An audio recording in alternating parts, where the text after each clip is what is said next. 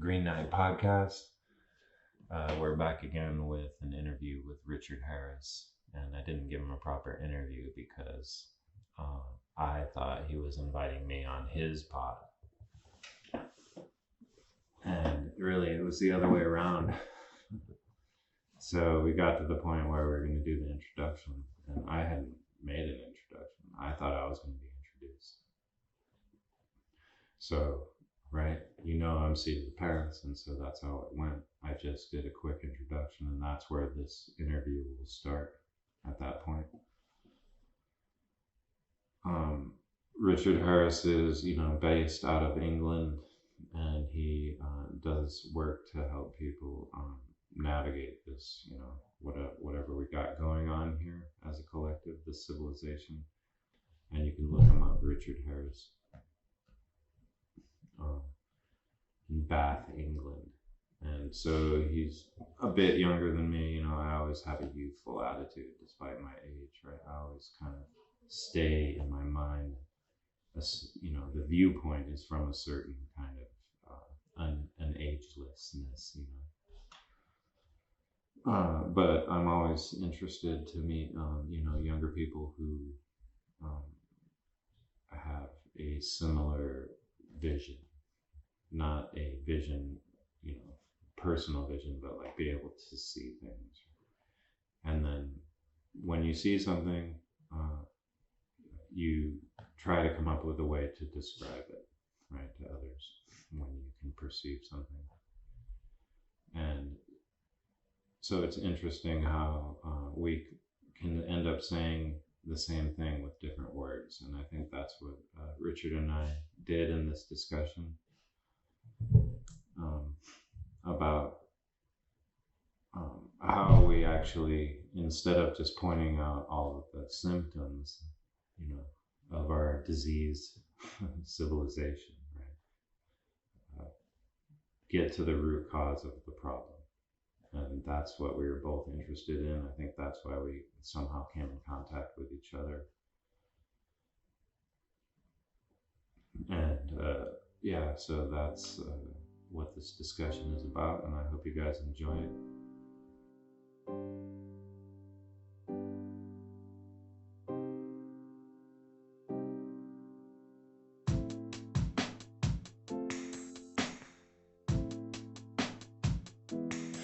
All right, you guys. Welcome to GreenKnight. I guess I'll publish this on GreenKnight. So if my audience probably already knows that I'm like seat of the pants, right? I've decided that that's the way to go, and so that's what this whole thing is, right? So this conversation is between Richard and Birch, and I am the host of the GreenKnight podcast, which is more of a storage communication, but this is the latest edition, episode 25. And so I welcome Richard, who is a life coach and also wants to work on how we first navigate this transition that we find ourselves in, and then be able to make the right choices, moving forward, right, in order to build something that is, in alignment with the principles that would actually permit us to continue on forward and expand as a species, I suppose. Does that sound good to you, Richard? Yeah, totally. Yeah, I mean, you get lost in semantics, but it's like it's a really difficult time to be alive. There's a big load of challenge out there, and if we do it a bit shit, we might end up with like a sort of like global pedo Soviet Union with like sort of shit cyborgs everywhere, and that would be awful. And then the other side, we were hinting at this before the introduction, like we could have a Renaissance culture. That is so good, it will make your nose bleed. And I would like the second one, and I'd like it to be very, very good. And also, like, I don't know what you think about this, Birch. Like, I often think I'd like to know I ddid well during this time. Like fate, karma, what have you, set me and you up to be incarnated as adults during this time. Yeah. So I want to be able to look myself in the mirror at the end of it. What do you think? Yeah. It's like you got to make choices that you're going to be able to live with. You know what I mean? Yeah, like I don't want to be like grassing up Anne Frank. You know what I'm saying? Yeah, but and then one of the points I make that it's living is the key, right? That's the focus we need to have, right? Which is how to live in the best possible way. And what is that? What does living mean? What does it mean to you? Well, okay, that's a really good question. Well, I guess it could mean a lot of things, but it's like an embodied consciousness in the manifested world is living. Which Mhm. like if you get all pantheistic about it, which I guess we both are, right? Because we're talking about like a bit about like alchemy and stuff off camera. Like even like a crystal is living. It's just like a different expression of consciousness. Like I think we're both quite pantheistic. So Mhm. so that's it. So it's a process of consciousness anchored into the manifested world. But then it doesn't have to be manifested because you can say like a spirit that isn't incarnate is living. It just isn't anchored here. So what's it like a process of consciousness somewhere in this creation and other creations? Perhaps that's what it is. Yeah, I mean, I like that. I like that. Definitely. I I like to think of our bodies, it's like obviously you've heard this and everyone talks about it as, it's like we're not our bodies, right? Our bodies are just a vessel, right? Yeah. Or I like to think of our bodies as a bridge, right? And so, like, our bodies are made to do stuff, right, in the 3D, right? They're Yeah. like, that's what our gift is, right? Our gift is to have this body in order to actualize, something in this 3D space, right? Well put. Yes. Yes. And so I mean, it's to remember that, like, you know, we are spirit, in, having a physical experience, but this physical experience is like, it's made to, this body is made to do stuff, right? You know what I mean? Totally. Totally, yeah. And so it's like for me that is living, right? Is like to actualize what gifts you were born with, and everyone was born with, a Spot on. particular set, right? Yeah, million percent. I think you're right, and I, Yeah. and I think in the greater context, like the soul has many lives with all sorts of different bodies and in all sorts of different contexts, so you can learn different aspects of this preposterously difficult challenge, which is like actually learn how to use consciousness, Yeah. which is so big and so much of a terrible and beautiful responsibility. And my take on it, perhaps it's the same as yours. I don't know. Is like it's just such a big deal that you have to work on it from all these different angles. And by restricting yourself in a body in this manifested world, it forces you to like zone in on different little bits of it. Yeah. Yeah. And I mean, man, there's a lot of different ways we could go with this, and it relates to what we were talking already about, so or it was but I mean, talking about like what we can actually do, right? So first, let's talk about this transition. Like, what is this transition that we're living through right now? And to qualify that also with recognizing that every generation has perceived their own selves as going through a transition. You know what I mean? Which Yeah, was no less radical for them, right? yeah, yeah. So it's like to also like not say that this is the time, this is the transition when every previous generation thought the same thing. You know what I mean? Yeah, I'm probably setting myself up to fall into a cognitive bias and be stupid, but I'm gonna stick my neck out. I think there is a certain amount of uniqueness to this thing. Um, okay, some of them. So we're transitioning between two ages, Pisces and Aquarius. So that makes it, unique, or at least unique 12 times in a great year, which is like 25,000 odd years, right? So that's one of them. The other one is there's this exponential growth curve of like technology at the moment, each with like extinction level events probably attached to them. So World War II, that kind of thing, horrific and all that. But there wasn't like the nanotech or the AI or like the weird weaponized propaganda that can send a whole planet insane, or like I don't know, fucking scalar technology that like runs the UFO fleet, where if everyone had a little scalar physics box in their basement and just turned the dial to 11, like you blow off half the planet. Right. Or like the dodgy weapons they've got that are even better than the nukes. Like I could go on. I don't know how many existential threats there are. There's fucking dozens of them. Yeah. So that's different. And then there's the increase of interest in our cousins from the stars. So like the UFOs are coming here much more. Also interested in the nuclear weapons and stuff. Also interested in the sacred sites. The Earth energy grid is activating. So Earth is moving into this different space in space. And to my understanding, there's three functions, like one of which being it's moving out of this magnetic cloud. And there's two other ones that are escaping at the moment, which means that the Earth energy grid is enlarging. So in 2017, the master dowsers all picked up that the Earth energy line started like doubling in width. And the harmony times, which happen 4 times a year before the equinox and solstice, started lengthening. Now they used to be 1 day, now they're like 17 or 18 days or something, and they're going to be year-round harmony by next year autumn, I think.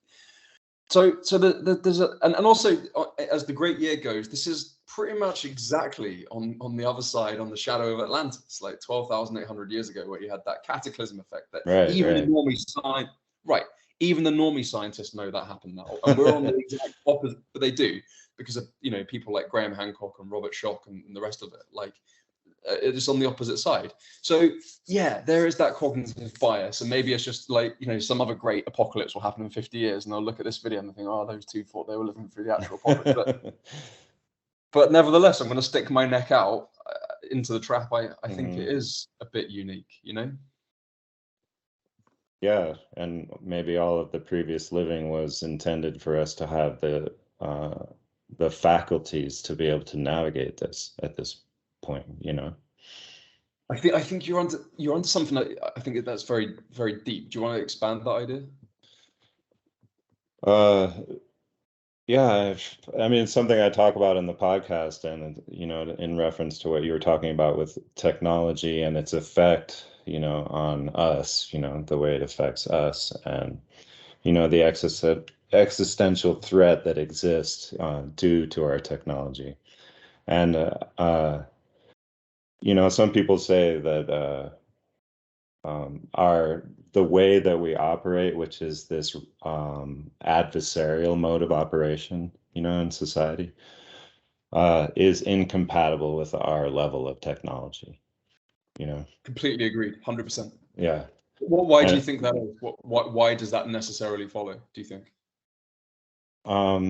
Because it's the adversarial mode of operation by which most people conduct themselves in relationship with others, right?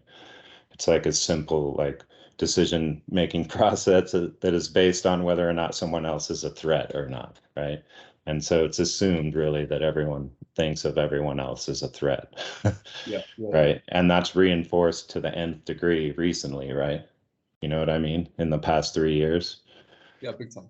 Are we censored on this one? Can we use the actual words? But yeah, and so it's like that adversarial mode of operation kind of creates a structure of society that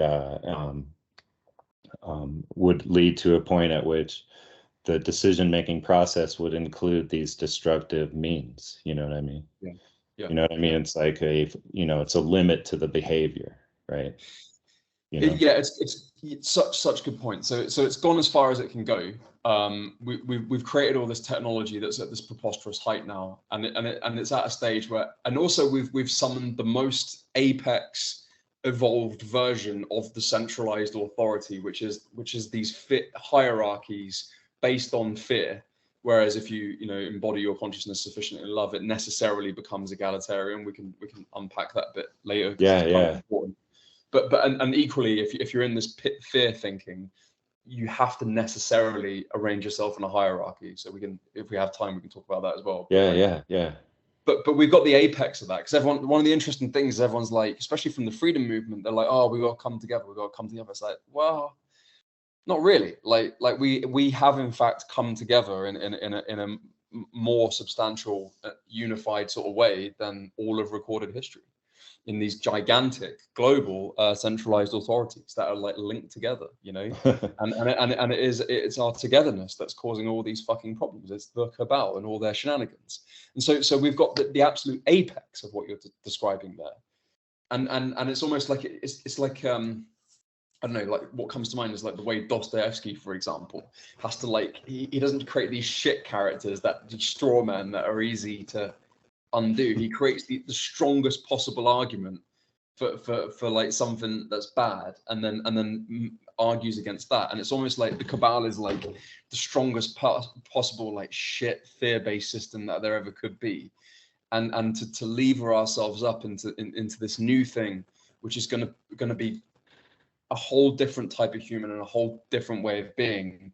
We have to overcome the fear system in its best possible guise. Yeah. So you were talking about the cataclysm, right? The younger Dryas, and and so it's obvious that happened, right? I'm not sure exactly how the glaciers got melted, all at once, and all of Series these of meteorites, I think, isn't it? Isn't that looking that way? Yeah, like, or some comet broke up and like struck in multiple places, From the Taurid meteor stream, and I think it started like that and it ended like that. Is the best available evidence, I think. Yeah, but previous to that, there was a worldwide culture, right? It was. That was on the planet, right? And it was completely destroyed by that, right? Yeah. Is this what you think too? Because you mentioned it, and I was wondering what you thought. Yeah, you were like, of what? Course, what? of course, that's the case. And then the remnants of that. First of all, they wrote about that cataclysm and all these different things. Plato being the famous one. There's loads of them. And then their seeded all these fully formed cultures all around the world. Like immediately afterwards, you got like things like Göbekli Tepe. You got like all those big megaliths in like Tiwanaku in South America, which are all like, how old is that? About 8,000, 10,000 years, something like that. And they're seeded as fully formed cultures, which then devolved and then started evolving a bit more. So obviously they did. It's obvious. Yeah, and so you spoke of Tiwanaku, right? It's like, isn't that where also are those H-shaped blocks that fit together like Legos? Yeah, so it's like we'd struggle to make it that precise now. It's astrologically obsessed, and the astrology that it gears itself up to is, I'll be wrong on the year, but let's just run with like 8,000 years old. It's something super old. Yeah. And what's it doing, in that place all that time ago when, there were supposed to be hunter-gatherers that could, were like Stone Age or something. Yeah. Yeah, and so, and there's these terraced, the mountains is terraced above there, and it's above where anything can grow, like the elevation, So it's like, in reference to the cataclysm, it's like, it's almost like mountains got raised in a matter of weeks, like thousands of feet. There's that lake, and they have these stone pylons with, Well, they found a whale.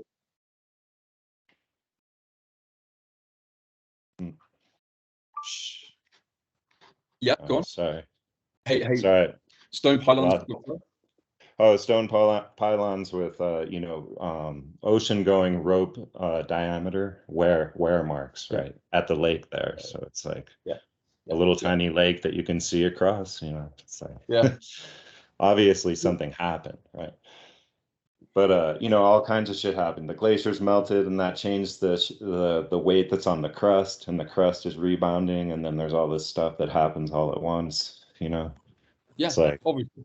Yeah, and the crazy floods.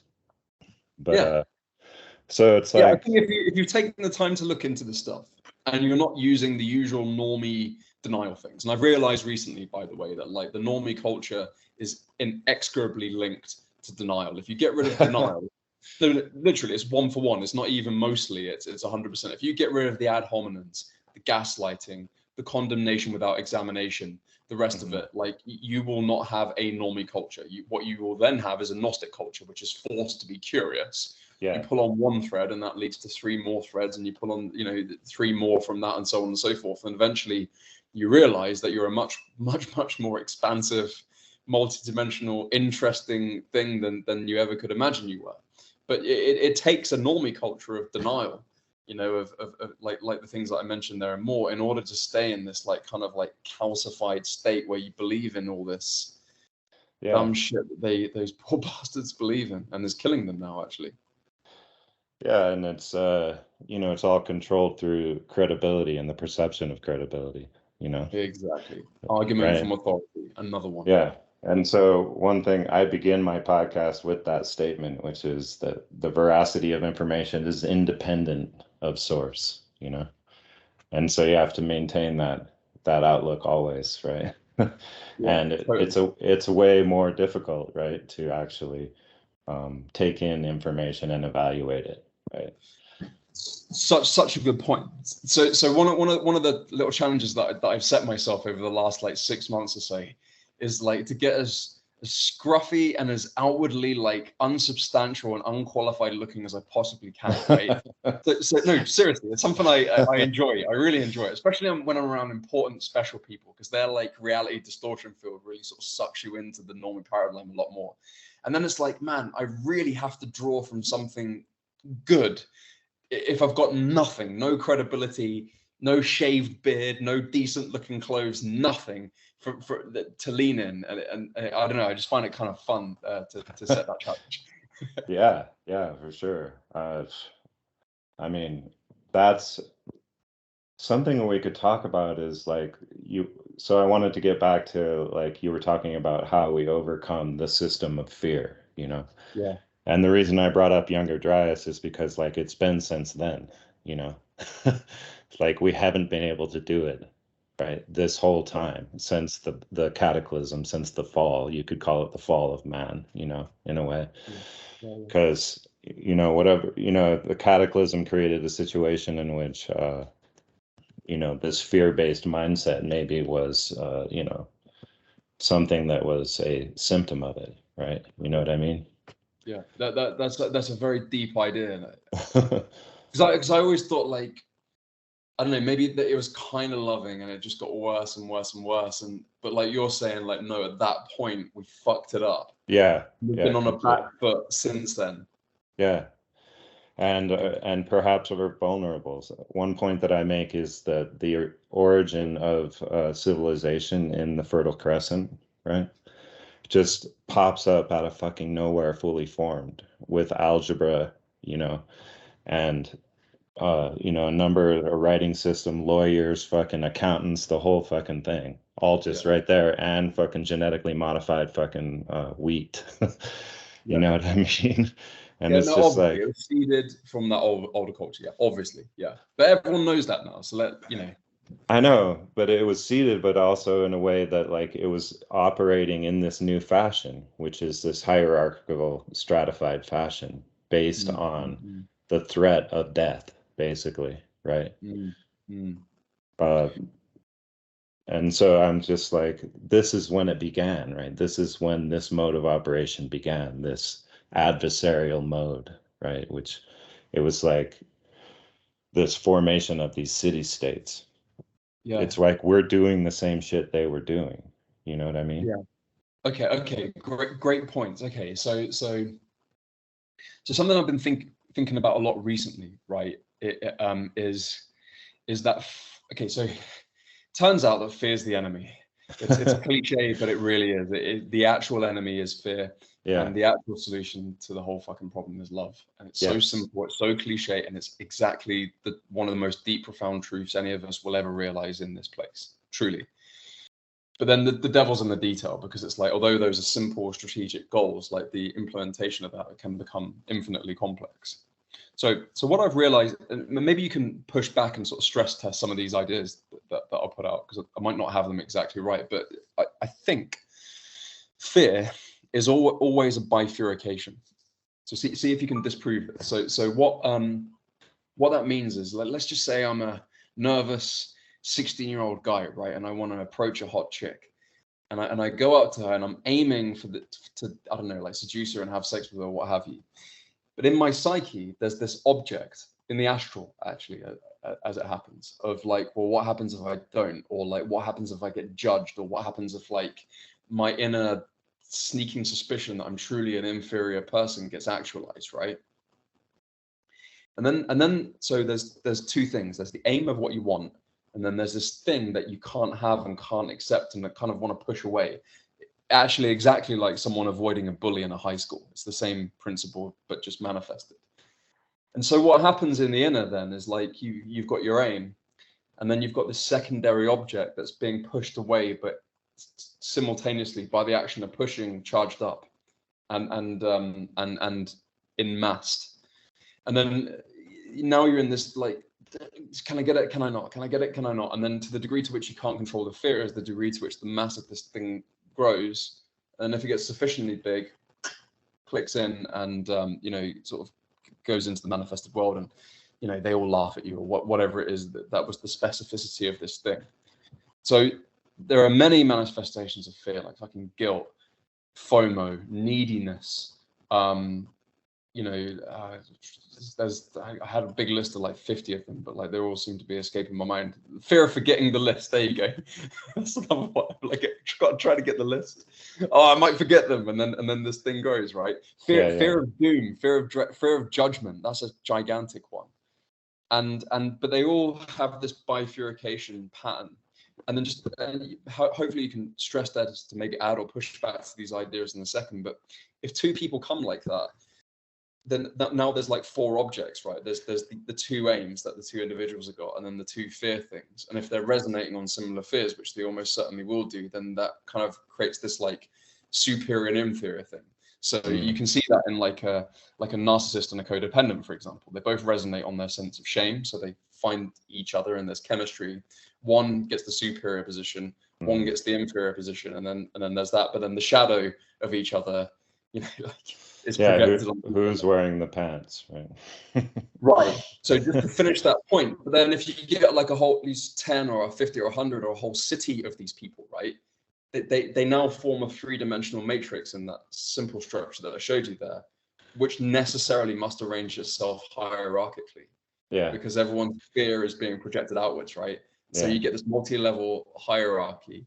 And I think that's why there's the connection to what you're saying there to do with cities at the beginning of this fear culture, because fear, once you understand the psycho-spiritual stuff as well as the manifested world, which is the reality we actually live in, you understand that it has to arrange itself in hierarchies like that, which is cities, Yeah. Yeah, no, I completely agree with you, in every aspect, actually. And it resonates with what I talk about, like almost one-to-one, for sure. Which is that there's a pattern that develops, right, when everyone is operating with the same initial conditions. You know what I mean? And so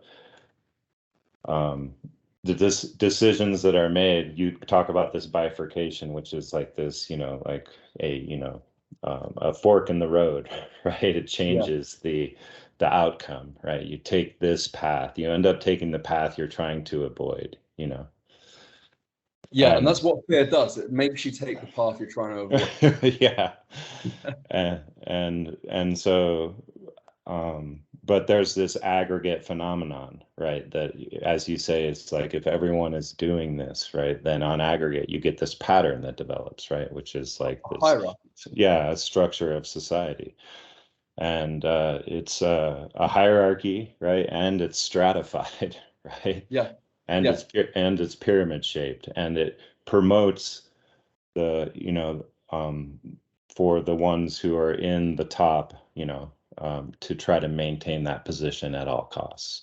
Yes, because those people at the top still resonate on the same devastating level of shame or what have you that the rest of the hierarchy is in, right? It's just they have so much projected superiority that they're propped up so much.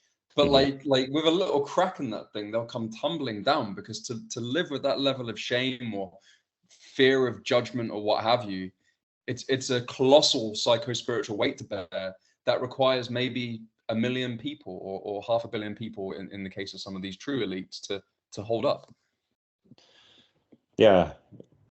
And so, to make a more of a connection, right, or to recognize the congruency with both of our thinkings, um, that this pattern that emerges, right, a structure, right, it's like a crystal, right, it's a crystal, and in um, just as an example of that, that Japanese scientist who took pictures of water while it was freezing, right? Yeah. As it's crystallizing, right? The crystallizing of water, right? And Yeah. if you, right, and based on what, vibration, right? Put different words on the container, the crystallization would come out differently, you know? Yes. And the crystallization, was all fucked up and, chaotic looking for negative energies like hate or whatever. You put that word on there, Yeah. and then Agreed. it Agreed. and then it would be perfect, snowflake fucking structure, right? Yeah. If for the inverse of that, right? Yes. And so we have this same thing with the structure of society as a crystal, as a crystalline network, right? And so That's such a good point. So if so it's so that structure, sorry to cut in, but the psycho-spiritual structure that I was talking about there, if you could actually see it clearer than we're describing it here, it would mhm. actually be an ugly, shitty sort of Yeah, crystal. yeah, yeah. And then everyone's jockeying for position all the time to try to like get up one up over, you know what I mean? To try to like climb, right? But that's it, man. So like I don't know. You sound like you probably read a bit of Jung, or a lot of your audience would have done probably. Yeah, I mean, I'm critical of all fucking these guys who are pedestalized, right? But Really, but like, I love their information mostly, but usually I find that there's one bit of poison that just ruins it. yeah, yeah, sure, man. We're all flawed, but like I like Jung. I like But him a not lot. just the flaw of human, but like in their argument, right? Is what I'm talking Yeah, yeah, it will be. We're all groping about. for it, and Yeah, yeah. Okay, I'm with you. Okay, so with that caveat in place, he talks a lot about the age of Pisces in his book Ion, um, and like what he points out is like, look, Pisces is two fish, right? The light fish and the dark fish, and at the beginning, you get this messianic impulse, with like, you get it in a lot of those like Essene people, like maybe like John the Baptizer, or like certain people like that kind of get it, have that kind of Christ energy. And then the Master Jesus comes along, and he just steps into that spirit of the age and massively embodies that first spirit. And for people that like haven't thought about this maybe as much as me and Birch have, like, look at these ages as like these kind of like, I don't know, like magnetic fields that sort of like pass through the collective psyche and spirit of the planet, and they last about 2,200 years, and they sort of like forms patterns and actual truths, that sort of represent themselves fractally, like, in the inner planes, and then all the way to the manifested world. So during that first fish of Pisces, right? It's all like, there's a lot of stuff we can say about it, but one of it is you're trying to follow the fish, follow the fisherman, right? And so like you get these great cathedrals growing in the cities, and that is a resonant sort of fractal representation of the way the psyches are, which are like striving for that like Christ fish, trying to reach up for something good, in these schools of hierarchies, right? Mhm. But then you get the second fish, which is the dark fish, right? And so now, like, what's the big dream of the modern age for those people that haven't gone into the new age yet, or substantially? It's like, I want to be a success. I want to be successful. And what does that? It usually means money, and like, or like getting on the cover of Forbes magazine or something like that. Mhm. And so like, so we're still in those hierarchies, and which is what you were so beautifully saying with your crystal argument, which I thought was really cool.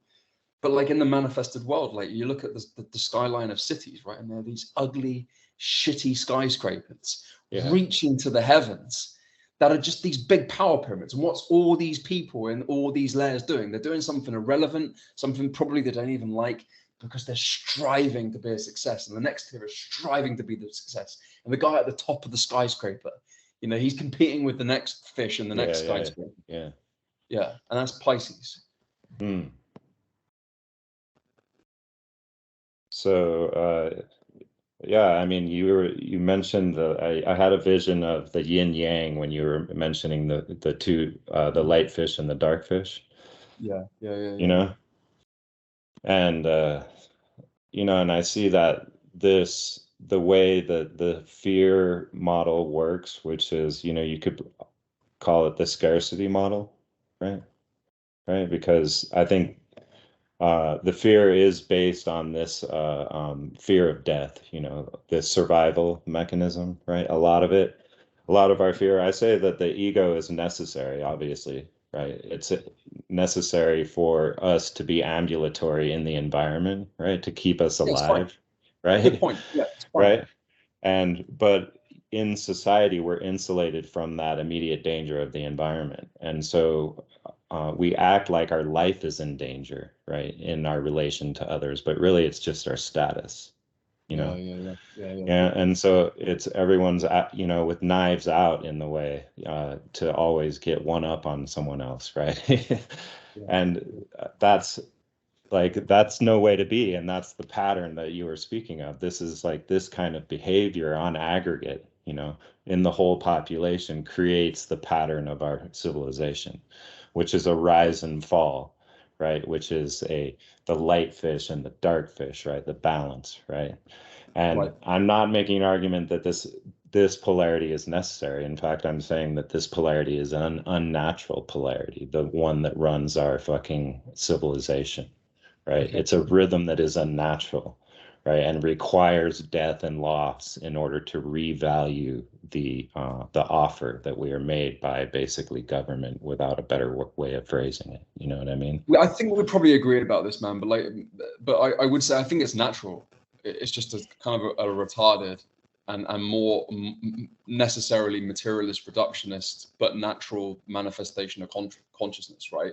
And it's like you're leaving a lot of really cool stuff on the table, but it's still natural. Like I think, you know. Hmm. Well, I think the point that's really the point I'm really trying to make in all of my discussions, that I had to like start talking about, and I'm so glad that we are on the same wavelength. I really think we are, but I just want to make myself clear about this point, is like that the way that we live, which is through exchange. This is what I say is like we integrate, we interface with the environment as a group, right? As a Mhm. social structure, right? Because, and so it's like a body in a way, right? It is. It's a body And and it's a psyche too, and it's a yeah, spirit as well.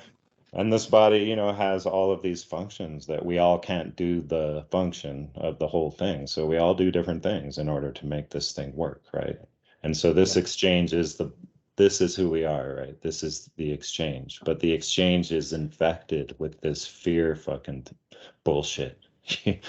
Yeah. Right? Beautifully And put. so when you say it's natural, I completely agree, but there's this unnatural aspects that's running the rhythm of it, right? Despite us being still exchanging with each other, which is our nature. It's the point I want to make.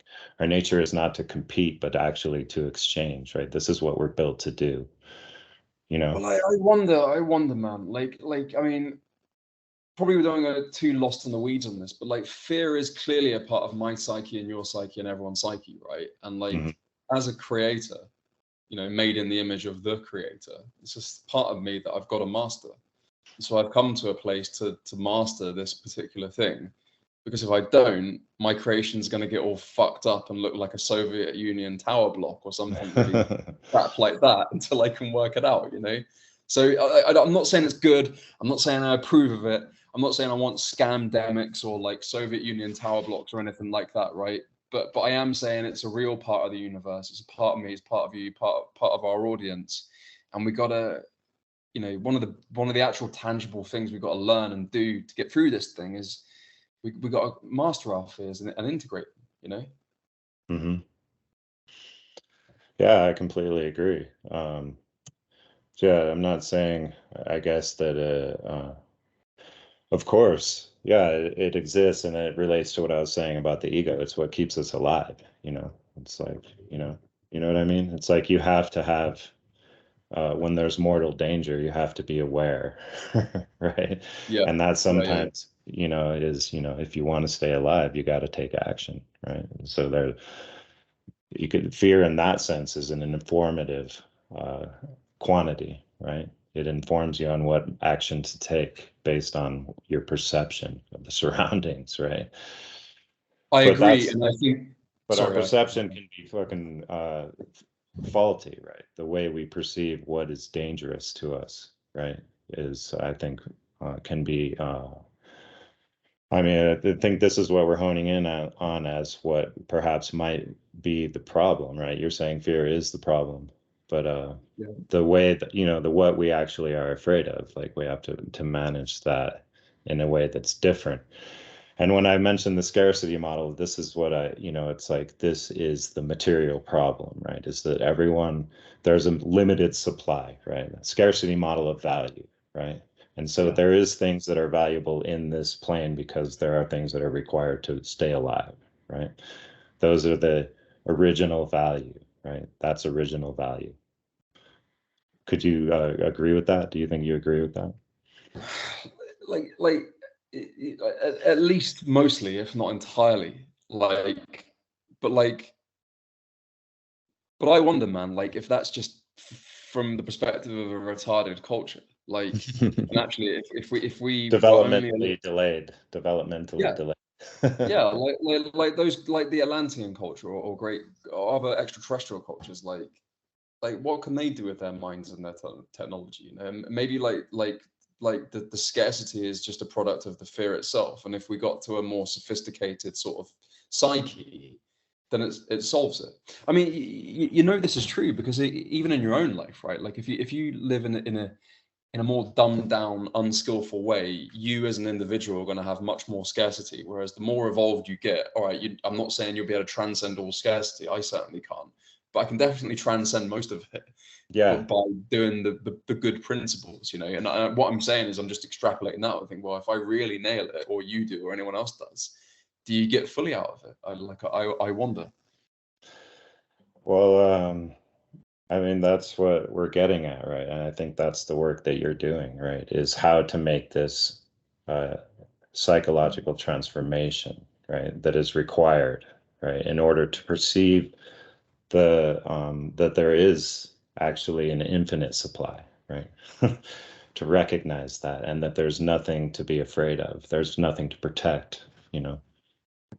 Yeah, exactly. Because I think, yeah, you're spot on. Because this is a war between good and evil. It's a war between a fear culture and a love culture, and that's the game. And if we get too much fear and we don't get enough love, they're going to win. And if we get enough love, like all the consequences of fixing all their different scams and the cabal itself, like, are just downstream from that, and it's done. And so like, yeah, as a life coach, I love talking about fasting. I love talking about like magnesium supplements. I love talking about some clever, psychological trick for something. It's all great. I like all that, but they're all low order things, right? Like they're all near the manifested world or in it. Like I see so clearly now. I don't know if I'm any good at articulating it, but like the real scorecard on this is gnosis. And if there's enough of that sun, and I'm speaking in metaphors here of something that truly exists in a world which is best, where the best language is metaphor. If the sun rises on Earth enough, then our problems are solved. And the stuff we're talking about with love and abundance and the rest of it, like, is a product of that sun. So for my work, which is, I do some investing. Like I'm a life coach, and I've thrown my weight into this, like, freedom finding thing, this thing we're in, and they're all the same fucking thing. The same thing is like, look, can you get the gnosis? Can you get the gnosis? Because if we get enough of it, the game's done. I don't know if I made that point clearly. It's kind of on the edge of what I know. Yeah, I mean, if, taking the root word of the meaning of gnosis, right, which is knowledge, right? Is that where you're going with that? Bit both. It is knowledge, but it's not just any old knowledge. It's a No. specific psycho-spiritual current that runs in the inner and props up every now and then with, like, the Essenes, with the Knights Templar, with the like the troubadours, the Cathars, like, that gnosis, Hmm. the alchemists. Yeah. Yeah.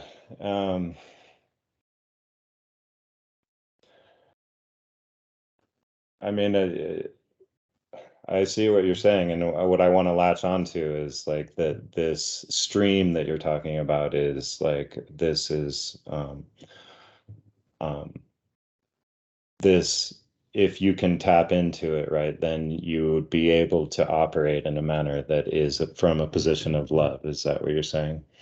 Love that, and the much more real, much more expansive, much more interesting, much more beautiful, wonderful, exciting level of consciousness. Yes, that's our side, or what we aspire to. The other side is like the Empire from Star Wars, or it's Mordor, and it's the fear-based system that you've been so beautifully describing. Yeah, and so I want to see the my breakthrough that I had was to recognize that um, that there's no escaping polarity, right? Meaning you can't escape these polar relationships of, when you say it's like a battle of good versus evil, right? You know what I mean? And There's so a in ton all, to unpack with that, but yeah, I agree. Yeah. but yeah, so that's a one example that is loaded, right? That is like fully loaded, and but these other straightforward ones are all natural polarities, right? Which are things that the rhythm of nature that happens naturally, right? Between all of the things that like have like magnetism, for example, positive and negative, right? And you know, um, all of these other things that are recognizable through the rhythm of the way the cosmos unfolds, right? Right. You can say that that polarity is unavoidable, right? Yeah, like it It's seems that in the manifested world, like you got to have polarity. That's like a part of it. Yeah. yeah, and so they exhibit a rhythm with each other. For example, like light and dark, right? It like there's a rhythm, right? At what point the dark has the superior, and so you can think of it as a wave, right? It's a wave, a wave Yeah. properties, right? And so Yeah. with the hermeticism, it's like everything is vibration and everything is frequency, right? And so frequency has, waves have this property, this polar property, right? That there's no peak of a wave without a trough, right? And so the whole Mm-hmm. fabric of the way that the universe unfolds as this interaction of these frequencies, right? Right. It's like matter is just really slowed down energy, right? And Yeah. information, right? This is just a natural part of the rhythm of the universe, right? Do you want me to add to that, or do you want to flesh out your idea a bit more first? Yeah, I was just going to try to relate it to these polarities that exist in our cognitive space, right? Which is our collective knowledge, right? Yeah. Um, and and so it's this good and evil is one of them, right? And so if and it's a thing that is made up by human beings, right? It's good and evil as a polarity is not something that exists in order for the universe to continue its unfolding processes. You know Well, what I mean? we don't know about that. Like so does good and evil exist in our cousins from the stars? Like, or is it something specific to But Earth? it exists. It's a mental construct, meaning that it's an idea, right? It's an idea. Yeah, but like inner objects, be it spiritual, astral, psychological, what have you, are not always subjective. Like there are objective facts in the inner planes, just like there are in the manifested world. Like doesn't matter which planet you're on, helium is here, helium, iron is iron, the weak nuclear force is the weak nuclear force. You can chop it and change it and label it how you like. It's there. And there are patterns and structures in the inner planes that like happen no matter what, whether you agree with it, come up with it or not. Gnosis actually was an example of that when we talked about psycho-spiritual undercurrent. It's just like that. And that's one of the really cool things that will happen when we start having more of a forthright conversations with the aliens, right? Is like, we can test this. We'll be like, do you have archetypes too, or is that just us? Do you have morality and natural law, or is that just us? Like, or is it skewed your way? Like, Mm-hmm. but yeah. So that's why. Well, I mean, since you're mentioning that right now, I'll just jump to some of my thinking on that is that um, the galactic races, whatever they may be, um, must have a particular way of being, right? Or they would not have made it into, into that level, right? Up to that level, Yeah. And so um, it's like we won't be able to get to that level until we make this psychological transformation that is Yeah. required to operate, right? And it could be that the Earth is actually under quarantine, right? Because currently, if the way we are can't be allowed to spread, like it's a fucking infection, you know? Well, it's a bit. Yeah, I mean, like people like Stephen Greer certainly think that, and I trust that guy on the whole, and it makes a lot of sense. Like if I was like a mega wise alien, and I'd be like, all right, I want to let these guys work it out. I don't want to be like an intergalactic communist or anything, but like at the same time, they can't be going off with their scalar physics to this place because they'll just fuck it up, you know.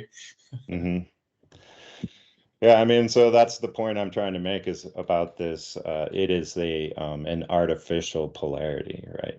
To me, because it requires a divided consciousness to even consider what good and evil is. It's an attack, right, of conscious beings on another, right? That's like a basic definition, right? Or, right? Well, I And wonder. so, but I'm just trying to like just to smooth this over until I get to my point, which is that there is what I'm saying is that if you are operating from one side of a polarity, for example, good, right, then you are defined by the other side, and it's unity in disguise. And so you create a rhythm that requires the other to exist. And so without evil, then where would good be? You know what I mean? I think you're right, Like, how do and I you think define it? How do you define it? But what I'm no, getting no, at no, is that I just want to make this thing because we totally are on the same thing, dude. It's just that we've made different pathways, and our training is different, so the way we think about it is different. But it's but it's exactly the same one thing. gnosis, like multiple paths, one mountain, many paths up it. Yeah.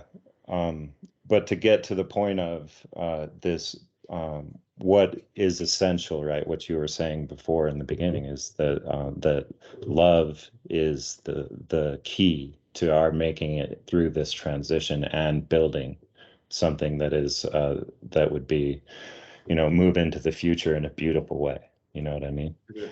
It is. Right. And so love is the key. And so I'm making all these points about polarity is that polar relationships are both of them, right? And so you can't claim to be good, right? In the Taoist perspective, that would be inferior virtue, right?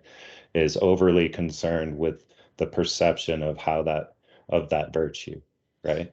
Yeah, You know so what I that would be virtue mean? signaling. Yeah, no, Yes, that's yeah, but that's such an important distinction. So we don't want that. That's just yeah. horseshit. Whether you're superior, inferior, you're two But parts of the same ugly system. It's but also yeah, recognizing what is bad and being like and then defining yourself on resisting that, like this is what you were talking about before. You get what you resist against, it's like when you position yourself to fight against the opposite polarity, then you're just creating a rhythm that requires the other polarity to exist, you know what I mean?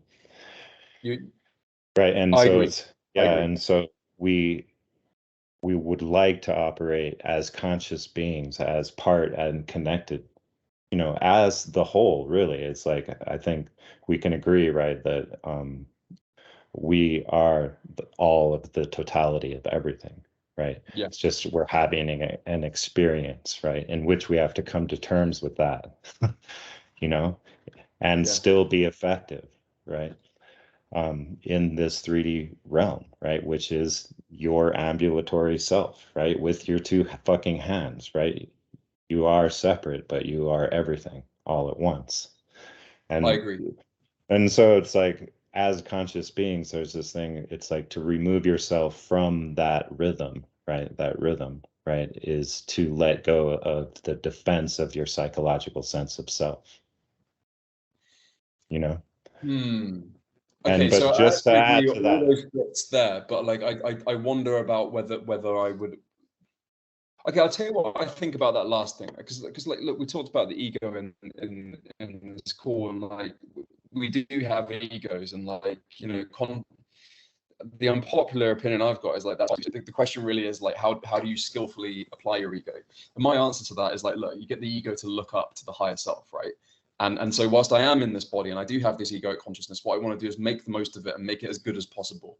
Bring the principles of heaven to earth. Let's not have a slave planet. Let's have a planet where the good things reign, you know, and to do that, I'm aiming for love, because I understand that love is upstream from that, and then all the core freedom and all that sort of thing is downstream from that psycho-spiritual event, love, the rising of the sun, gnosis, and Yeah. that sort of thing. And probably that is polarity, because I think you're moving towards the creator as you go. Well, you are moving towards the creator when you do that, and then the manifested is another polarity. You know, that's the way. You know, that's gnosis for the creator. You know, and then the creator is gnosis for the manifested, and so probably we are actually moving towards that polarity. Yeah. I was just to like, yeah, the polarity aspect is fucking absolutely essential. But to recognize that what is the thing, right, that removes you from a rhythm, right, from actually being defined by the opposite, right? Like resonance or It dissonance. it is a way to understand that uh, when you get trapped in a polar relationship, it's that you're not one side, right? You're actually both the superior and the inferior, and then they rhythmically cycle back and forth. You know Well, what I that's mean? what I was trying to. You Yeah. so beautifully fed back to me what I've been grappling with this insight of fear being polarized. Like that. That's really good. Thank you. Yeah, yeah, and so it creates actually operating from that. You get into a manic positioning in a way, whereas like you are going through a rhythm, you know, internally yourself with this internal conflict that is created. Um, and so, um, right, to get rid of, remove yourself from that rhythm, right, is to operate from a non-polar positioning, right, from a positioning that isn't subject to rhythm. And what is the thing that doesn't have a polarity, right, has no opposite? And so I'm just going to like flat out and say it. It's like it's love, right? Love is the non-polar. Love is just that, right?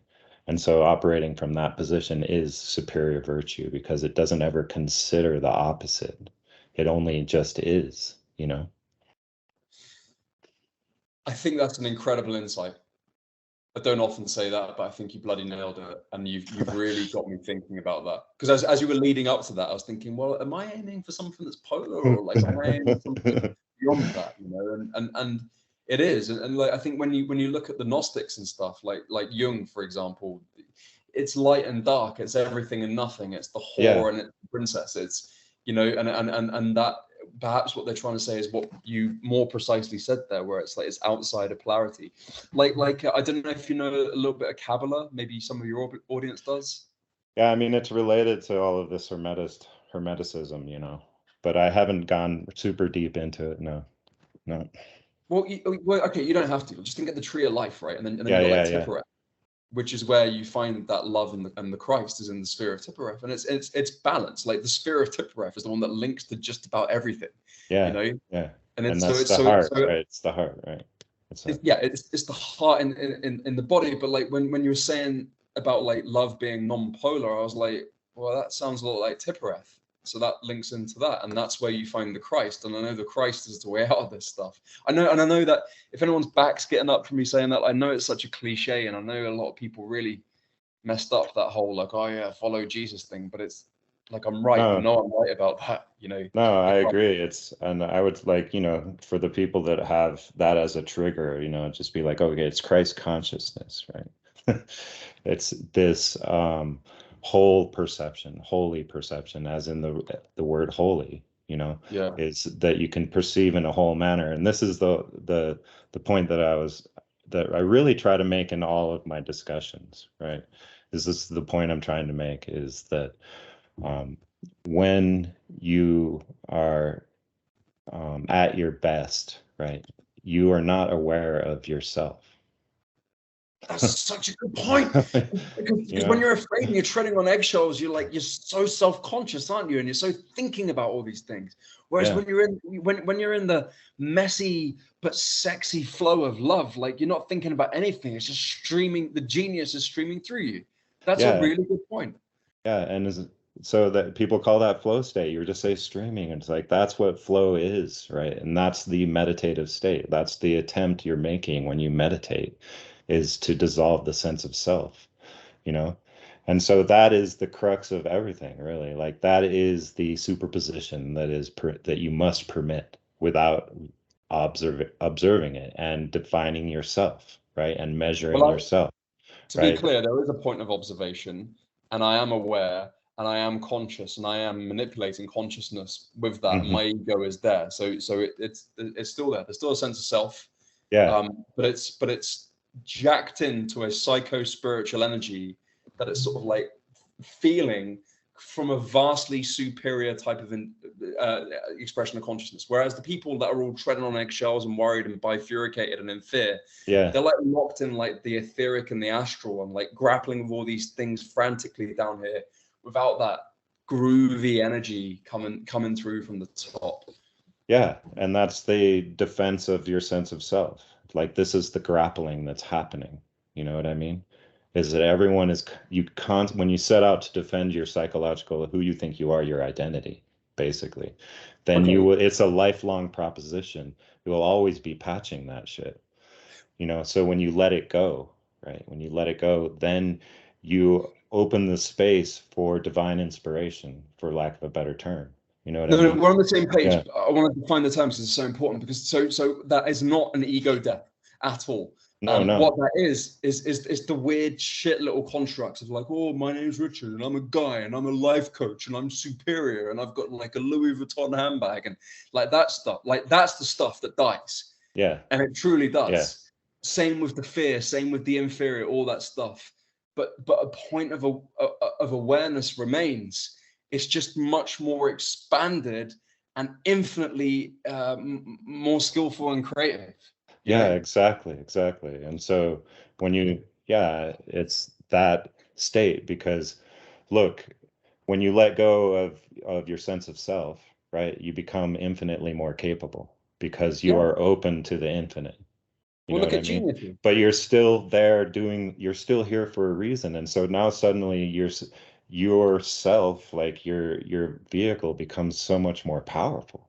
You know what I It mean? does. For creation, you know? So great points, man. So okay, so look, do you know what it is? It's a persona death, and it's a complex, as in Jung complex death. Those are the things that die. The mask we wear and the shadow that Mhm. it casts dies. The ego's doing just great. It's just managing a much more interesting form of psycho spiritual energy. Yeah, that's a much better and more robust set of information.